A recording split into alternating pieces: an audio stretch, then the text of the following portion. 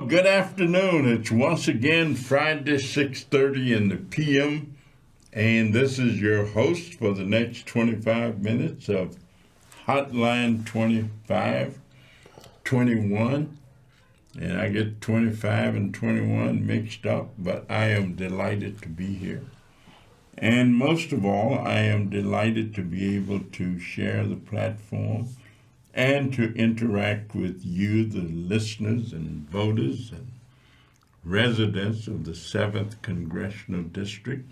But we really go all over urban Chicago. And so it's not just the 7th District that people listen and learn and interact, but whoever's there. I'm going to jump right into what's going on. This is one of the hottest elections that I think America has ever seen, or certainly has not seen since I've been around. It's a great one. And there are people with different views, thoughts, and ideas. I welcome Brother Carr, who's going to introduce himself and the organization that he heads. And then we're going to jump right into some questions that I have for him. So welcome. Yes, sir. Thank you, Congressman. Well, my name is Bruce Carter, and I am the founder of Team Black Males Winning. And very specific, black males have to win. And we have to win in life, we have to win in our families, we have to win economically, and we have to win in our communities. And so I appreciate the Congressman taking the time in his busy schedule to at least have this conversation about what we might be able to do with black males nationally, but specifically here in Chicago. My goal is real simple, Congressman. I want to end the senseless violence amongst our young men here in Chicago. That's one thing. And I want to build and develop engaged, committed, and active fathers. And if I can do that before I die, I believe I will have done something. All right. Well, I've heard people say, if I die, don't bury me deep. Leave my hands free to fleece the sheep. But at any rate, we're going to talk about living. So what is winning for African American males at this stage of our being in America?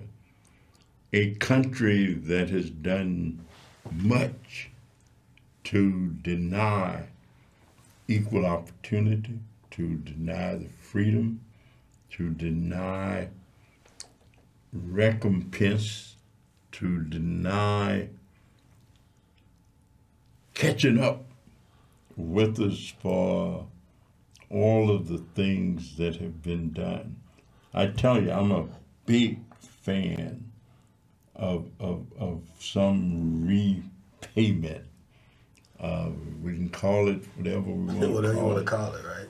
But, I mean, so what is winning? To me, winning, this is my 9th year, 300 nights each year of the last 9 years in hotels across the country to better understand the issues.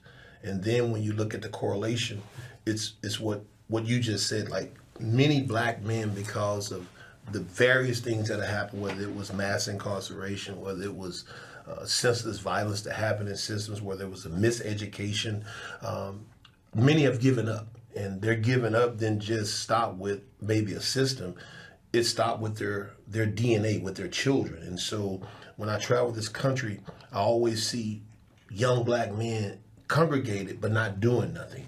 So winning is letting them know that they're valuable and letting them know no matter where they are today, that if we get them engaged, they can be further down the road, and they have a responsibility.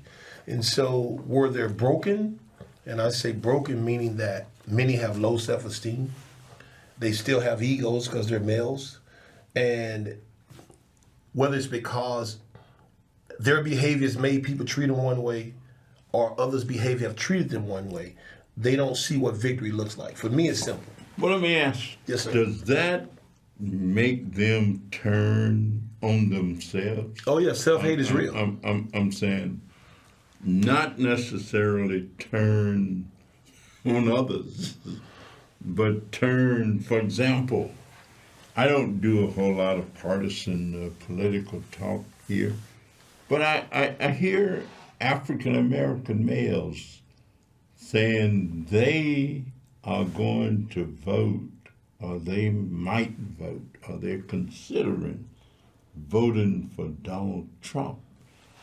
And it's hard for me to imagine an African American male saying, I am going to vote my self-interest, and that's going to be for Donald Trump. So I've spent a lot of time in Georgia, Michigan, and Wisconsin this political cycle. And when I talk to, I'm in the streets, that's what I do. I talk to you where you are. In Kenosha, I seen a black male with a Make America Great hat on just 2 days ago. So I engaged him, and he said, listen, I don't feel like I have a place in the Democrat Party. So it's not necessarily about whether they love Donald Trump. Many feel like they just don't belong. And so will they belong over there? Probably not. But it's like, I want to be somewhere. And but how do you jump out of the grease in the furnace? I mean, so you leave the grease. It's hot. And you say, I'm going to go over here and jump in with what makes it hot. Well, when you think, sometimes when people believe that the grass will be greener on one side, because the grass right now is maybe not growing. So when I was talking to Gerard, like kind of to you, what I've told people is this: the work has to be done, but it has to be these kind of conversations. So it has to be somebody saying, what's your discontentment? What do you believe has happened? Because a lot of times, people had it out that how many black males that VP Harris had incarcerated. Well, when you went deep into it, it wasn't what people believed. So, but myths get people going the wrong way. So I think that's the education, but opportunities. We have to have opportunities in our communities. I certainly agree with that in terms of education. As a matter of fact, I often mention Abraham Lincoln sometimes when I talk about education. And he was fond of saying, education makes a man easy to lead, but difficult to drive. Oh, wow. Easy to govern, but impossible to enslave. All right. Pretty much meaning that if you have a certain level of education, it's hard for you to be hoodwinked into slavery. It's hard for somebody to urinate in your face and tell you it's rainwater. Right. I'm saying education won't allow. But I also believe something that the poet from Arkansas said. I grew up in Arkansas. That if somebody tell you who they are, believe them. Believe them. Maya Angelou. Yes, sir. Stamps, Arkansas. Okay. If somebody tell you, says, I'm going to be a dictator. Say, I ain't going to be a dictator forever, but just a while. Well, you don't ever want a dictator telling you what to do. At least I don't. We were just talking about that. I mean, I want to be free. We used to sing the song and say the words, freedom, freedom over me. Before I would be a slave, I'll be dead and buried in my grave and gone home to my Lord and be free. So I want freedom. I don't care who is going to be in charge. I still want to be free. Yes, sir. And how one could knowingly you mentioned incarceration. You mentioned I do a lot of work with reentry. And I am proud of it because many of the individuals are incarcerated, and unless they get some help and some hope, life is practically over for them. I'm saying life for them will be miserable for the rest of their lives. And it may have been for something kind of minor. Correct. And if we correct that, and so obviously these people who say they're going to vote for Trump, they must not know his feelings about what he promoted in New York for these guys who were accused of rape. And he tried to get them, wiped out, and took out ads and kill them and do all kind of stuff, and turned out they was innocent. And so I guess these people don't know about him. Well, either it's two things. Like I said, I'm in a lot of circles with men because I want to know your position and I want to know what your expectation is. And when you, as I said, when you don't feel like you belong, or maybe you don't belong, you're just out here. And when you're out here wondering, as you were saying, whether it's uneducated, not knowing, when you're in a wondering place, you can fall anywhere when you're wondering.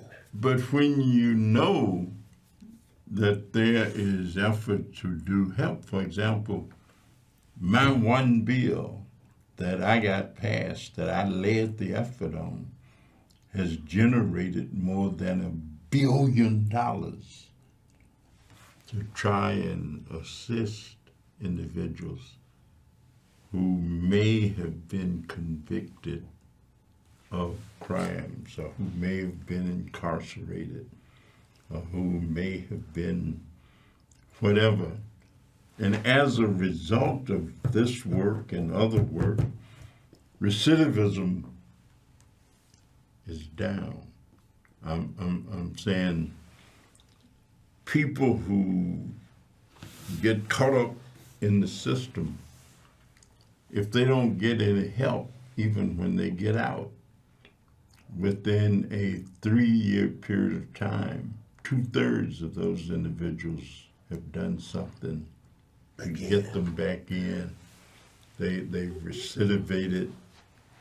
I guess maybe reading will help more. I don't know how much they're reading to. A lot of people don't read if they can read. Yeah, that's a lot of problem. people don't read. So education has to help some. I'm saying. No, it's paramount. But hold on, you said that the bill. So in your position, because this is intriguing, we talked a little off air, is what I want to see happen. And I don't know if you're going to be here 10 more terms, 2 more terms, 1 more, whatever it is, I got you now. Well, I'm pretty sure it won't be 10. But what I want you to do, and I promise you what I'm going to do with Chicago, I want you to champion a new market tax credit called PART, Professional Athlete Restoration Tax. Because I believe that in these communities like Chicago, Philadelphia, Detroit, where there are athletes who have to live, work, and play in those communities to some regard, would love to be able to reduce their tax and increase opportunities to restore the communities. And with that tax, I want to be able to take these males, help develop them into men, teach them real estate development, plumbing, electrician, carpentry, And these are segments in America that, based on the data, they said in 2027 we'll be down 500,000 of these particular tradespeople. And if we're going to build the houses that we talk about, whether they're homeowners or whether they're rentals, we have to have people with these skill sets. So to me, that's like the ultimate thing that I believe will empower black males, because not only are they high paying jobs, they can be owners, and their background don't affect them as long as they can do the work. And if you do that, I'm telling you, I will plant my office in Chicago, anywhere in the city, and I will get the work done, not just Chicago, but nationally. Because as I told you, I've been living on RV and in hotels the last 9 years. Well, we got bills to do that. We just don't have enough money in the bills. I mean, we got bills. We got Rio. We have training opportunities. We don't have even close to enough money But Congressman, in the hopper. do you know how hard it is for doers? I'm a doer. How hard it is for doers to get access to little money that's available. So it's available, but it's not available. It's available to those institutions that the system allows to get it. I had two gentlemen in my office yesterday. Okay. They are skilled tradesmen, and they've been helping individuals learn carpentry, some electrical stuff that they know how to do, some plumbing, and I spent more than an hour.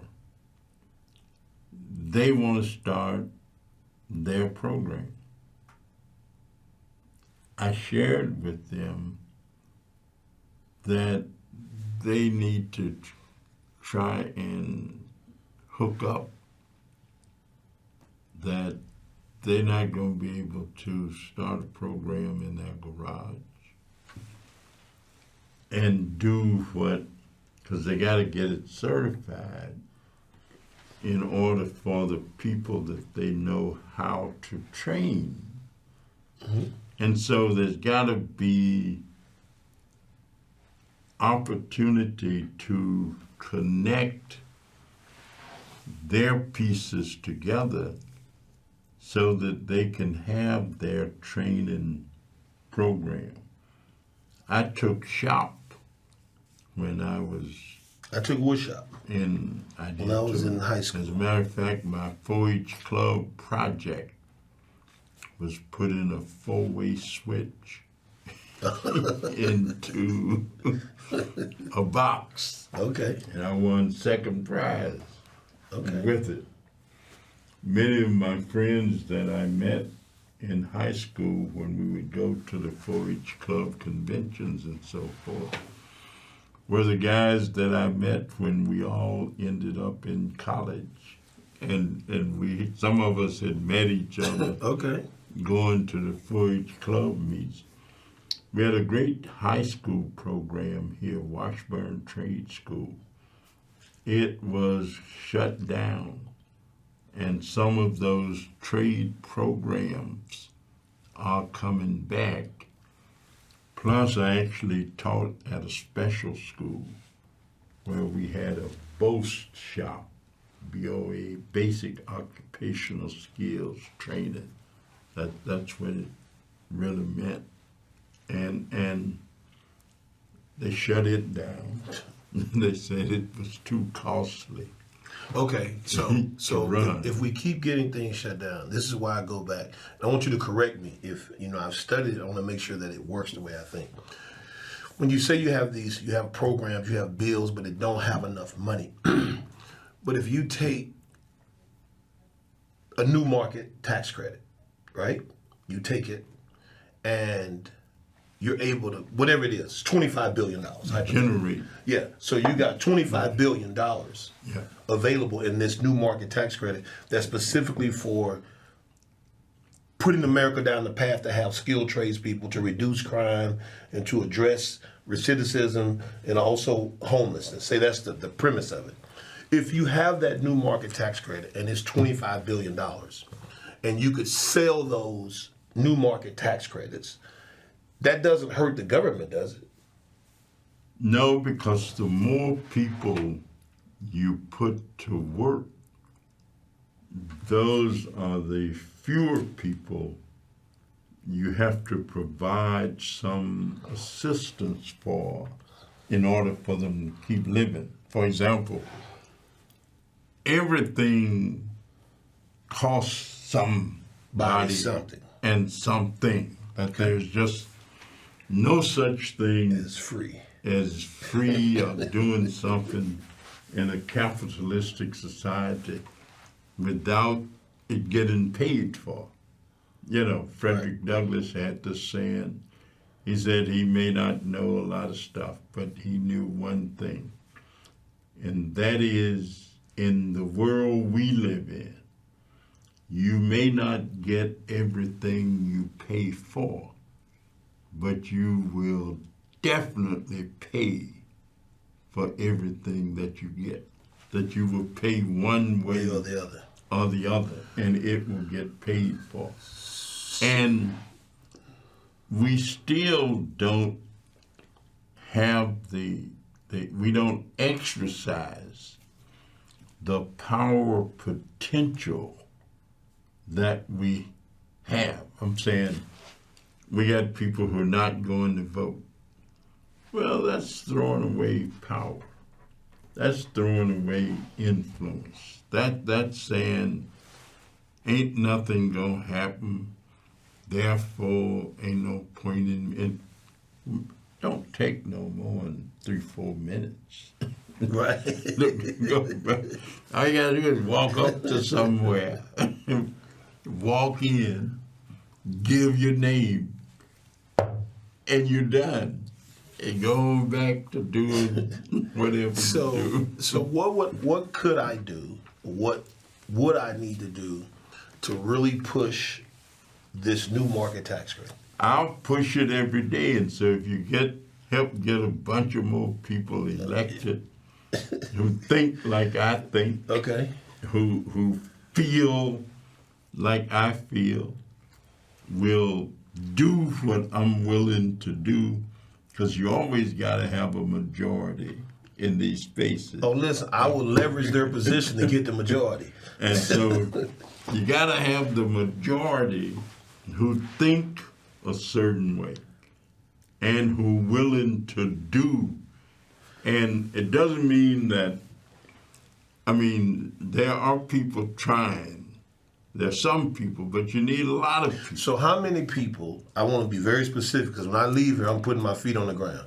So you champion the bill, it's written, then what has to happen? You got to have 218 people In the House. in the House. Okay. You got to have either 51 or 60. Is that people. a 60 item? Well, The new market tax credit? I'm saying the Senate can make it whatever they want to make it in terms of how many votes it takes to get some passed. Generally, a lot of things you can pass with 51 votes. Okay. Other things you can pass with 60 votes Okay. if somebody decides that you got to have 60. If they That's say, crazy. we're gonna vote cloture, we're gonna vote here, we're gonna say you got to have 60 to pass this item. Oh, wow. Because we say so. That's the way the rule. And then the president has to sign it. And then the president. So I need 218, and 51 then or the 60. Supreme Court have to say that it's constitutional. Okay. So you I ain't really gonna talk about Supreme Court. You got to take all four. Our time is up. 1 minute. Say your last words. Hey, look, I want y'all to go to teambmw.org. That's Team Black Males Winning. We also have our own project, 2025, that we wrote. So go there, download it, check it out. That's teambmw.org. And go look at our plan and our platform to create the change that we have to have. And we'll go with you. See you next week. Okay.